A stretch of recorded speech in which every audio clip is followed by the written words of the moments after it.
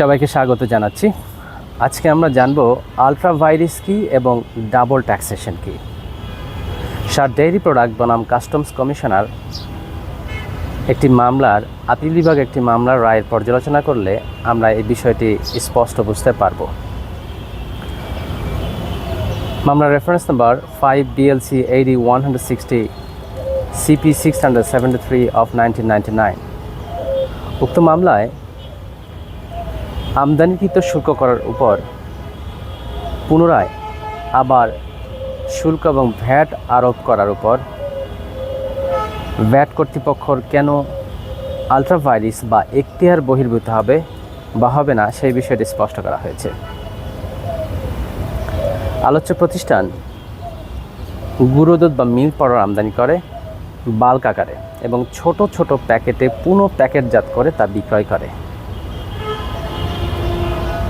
উক্ত পণ্যের উপর অর্থ আইনের মাধ্যমে ভ্যাট এবং শুল্ক আরোপ করায় প্রতিষ্ঠানটি সংক্ষুব্ধ হয় এবং এতে প্রতিষ্ঠানটি মামলা দায়ের করে। প্রতিষ্ঠানের পক্ষের বিজ্ঞ আইনজীবী দুইটি দাবি করেন। প্রথমত,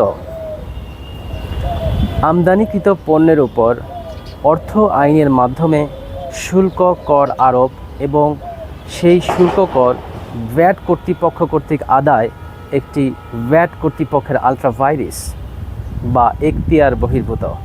দ্বিতীয়ত, একই পণ্যের ওপর আমদানি পর্যায়ে শুল্ক কর পরিশোধ করা সত্ত্বেও আবার স্থানীয় পর্যায়ে ভ্যাট এবং শুল্ক কর আরোপ করা ডাবল ট্যাক্সেশন।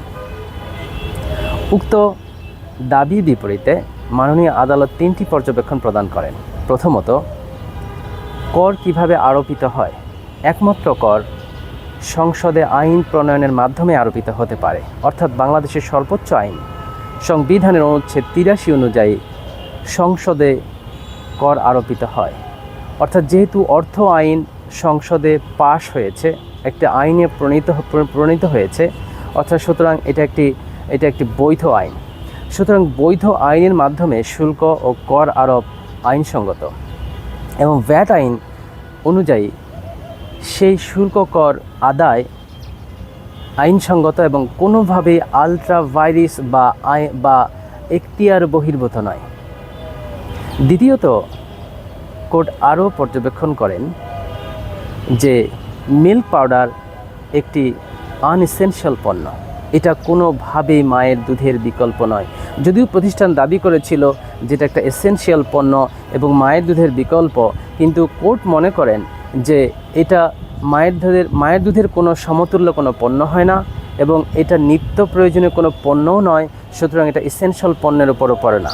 সুতরাং যদিও প্রতিষ্ঠান মনে করে যে শুধু লাক্সারিয়াস পণ্যের উপরে সম্পর্ক শুল্ক আরোপিত হয়, কিন্তু মূলত আপনার আনএসেনশিয়াল বা অনাবশ্যক এবং আনডিজাইরেবল বা অনভিপ্রেত পণ্যের উপরেও শুল্ক আরোপিত হতে পারে। সুতরাং এটি আইনসঙ্গত। তৃতীয়ত, যখন পণ্যটির উপর আমদানি পর্যায়ে শুল্ক কর আরোপিত হয়েছিল তা আমদানি পর্যায়ে আরোপিত হয়েছিল, কিন্তু একটি বাল্ক পণ্য যখন ছোট ছোট প্যাকেটে পুনঃ প্যাকেটজাত করে সরবরাহ করা হয়েছে তখন পর্যায়ের পরিবর্তন হয়েছে এবং পর্যায়ের পরিবর্তনের সাথে সাথে একটি ট্যাক্সেবল ইভেন্টের সৃষ্টি হয়েছে। অর্থাৎ ভ্যাট আইনের ধারা 15, 26 এবং 126 অনুযায়ী যখনই সরবরাহ হয় অথবা যখনই পর্যায়ের পরিবর্তন হয় তখনই ভ্যাট আরোপিত হয়। সুতরাং ভ্যাট আইন অনুযায়ী আবার উৎপাদন পর্যায়ে সরবরাহের সময় ভ্যাট এবং সম্পর্ক শুল্ক আরোপ বৈধ। এই রায়ের মাধ্যমে তিনটি বিষয় স্পষ্ট হয়। নাম্বার 1, সম্পর্ক শুল্ক শুধু লাক্সারিয়াস পণ্যের ক্ষেত্রে আরোপিত হয় না, বরং অনভিপ্রেত বা আনডিজাইরেবল এবং আনএসেনশিয়াল বা অনাবশ্যক পণ্যের ক্ষেত্রেও সম্পর্ক শুল্ক আরোপিত হয়। দ্বিতীয়ত, স্থানীয় পর্যায়ে অর্থাৎ পর্যায় পরিবর্তন হলেই ভ্যাট আরোপিত হয়। আমদানি পর্যায় থেকে উৎপাদন পর্যায় এবং যে কোনো পর্যায়ে সরবরাহ হলেই ভ্যাট আরোপিত হবে, যা ডাবল ট্যাক্সেশন হিসেবে গণ্য হয় না। তৃতীয়ত, সবচেয়ে গুরুত্বপূর্ণ, যে আইন সংসদে প্রণীত হয় সেই আইনের মাধ্যমে কর আরোপ ভ্যাট কর্তৃপক্ষ কর্তৃক আদায় কোনোভাবে আলট্রা ভাইরাস নয়। ধন্যবাদ। সবাইকে আবারও নতুন ভিডিও দেখার আমন্ত্রণ জানাচ্ছি। আল্লাহ হাফেজ।